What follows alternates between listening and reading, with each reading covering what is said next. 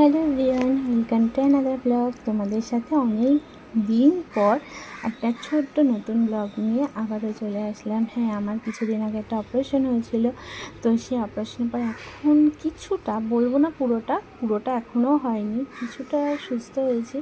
তো বাড়িতে একাই আছি, কারণ আমার হাজব্যান্ড কোথাও বেরোতেও দেয় না আর কিছু করতেও দেয় না। তো ঘরটাগুলো পরিষ্কার করলাম, সন্ধে দিলাম। তো কালকের ব্লগ ছিল এটা।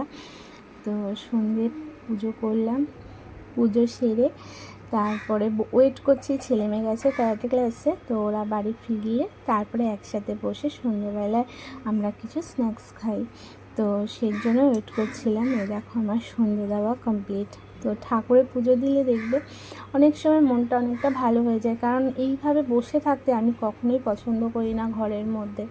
আর সেরকম এখন আমার পরিস্থিতি, ঘরের মধ্যে বসেই থাকতে হচ্ছে, কারণ প্রত্যেকটা মানে কাজের জন্য কেউ না কেউ আছেই। তো তার জন্য আমাকে বাড়িতে সেরকম কিচ্ছু করতে হয় না, ঘরের মধ্যেই বসে থাকতে হয়। এখন ঘরে বসেই আমার সময় কাটাতে হয়, আর ঘরের সাথেই আমার প্রত্যেকটা জিনিসের সাথে আমার খুব ভালোভাবে সময় কাটছে এখন।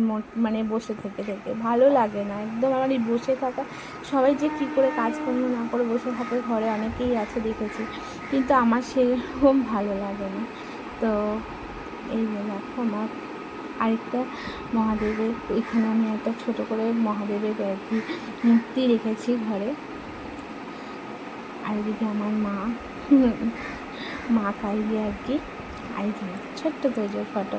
তো এগুলোই তোমাদের সাথে অল্প করে শেয়ার করছি। তোমাদের যদি আমার ব্লগটা ভালো লাগে তাহলে আমি আরও পরে অনেক ব্লগ দেবো। আর এদিক দিয়ে আমার ঘর দিয়ে সন্ধ্যের আকাশটা এত সুন্দর দেখা যায়, সকালের আকাশ বলতে পারো, সন্ধ্যের আকাশটা এত সুন্দর দেখা যায় যে আমি ওখানেও কিছুটা সময় আর কি কাটাই। তো এখন আমাদের টাটা।